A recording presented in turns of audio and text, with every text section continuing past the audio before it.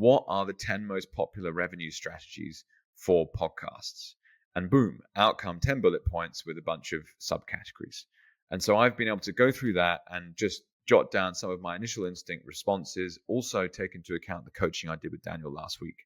So let me just run you through, like, if you run a podcast, like, how do you make money? So number one, and this is an obvious one, of course, because as a consumer of podcasts, you'll hear adverts on podcasts all the time. Now, if you're like me and a host does like 6-7 minutes of ad reads at the start of every episode, I am fast forwarding through that shit. So how useful are they? Remains to be seen. And one of the reasons that the buyer of these contracts protects themselves is they just need massive volume. They know people fast forward through the ads. So if they can get it to as many people as possible, then they're going to hope that that doesn't happen. And the revenue model is based on CPM. So they're looking at cost per thousand of impressions. And the truth is, for someone like myself that's still in the first year of creating content, my audience size is not very big. And that's okay. It will be in the future, absolutely. But right now, it's just not that interesting to an advert. Now, some notes I pointed down here, like, for some reason, I feel like instinctively, if I start getting approached by brands, that's when I'm getting to a point at which advertising is actually useful.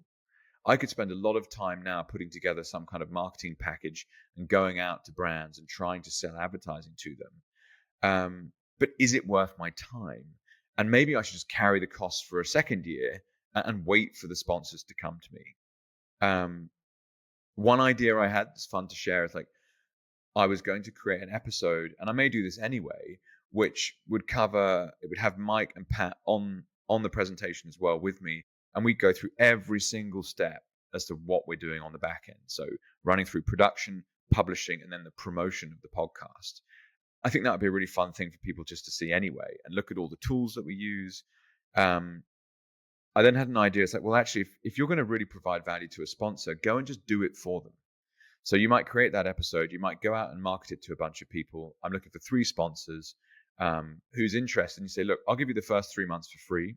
And with that, you're going to get boom, boom, boom. And I'm actually going to go and do it for them. And so as a podcast, I have digital real estate that I can leverage for exposure. So, for example, a social media profile has a bio. You could mention a company in your bio.